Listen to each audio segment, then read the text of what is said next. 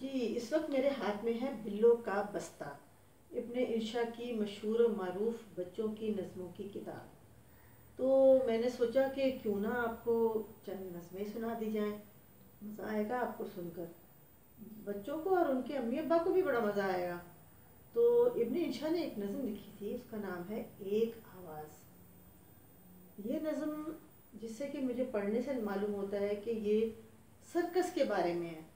اس زمانے میں سرکس بہت ہوتا تھا مقبول، جو آج کل ذرا کم ہے، کیونکہ آج کل ہم کو پتہ ہے آپ کو بھی کہ بچے ہم لوگ ٹیکنالوجی میں چلے گئے اور یہ چیزیں جو ہیں یہ پیچھے چلی گئی، لیکن یہ ہماری کلچر کا حصہ تھا سرکس پہ جانا۔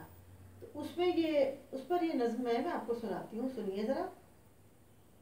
آؤ رے لڑکو ٹکٹیں لے لو، سرکس ہے مزیدار۔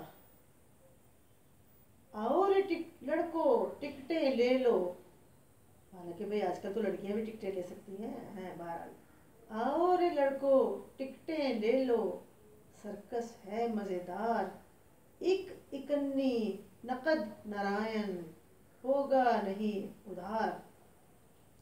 یہ کیونکہ پہلے کی لکھی ہوئی ہے تو ہمارے ہندو بھائی بھی اس میں ہوتے تھے ہمارے ساتھ، نارائن اسی لیے نام رکھا ہے انہوں نے کہ سب مل جل کر رہتے تھے، جو کہ ایک اچھی بات ہے۔ ایک اکنی نقد نارائن، نہیں ہوگا نہیں ادھار۔ طوطا دیکھو ہرے رنگ کا، ٹی میں ہوشیار۔ ٹی ٹیں ٹیں، طوطا تو ایسے بولتا ہے نا۔ طوطا دیکھو ہرے رنگ کا، ٹی میں ہوشیار۔ بلی ہے دو کانوں والی، پاؤں ہے جس کے چار۔ بطخ کی ہے چونچ نکیلی، بندر ہے دمدار۔ آؤ رے لڑکو ٹکٹیں لے لو، سرکس ہے مزیدار۔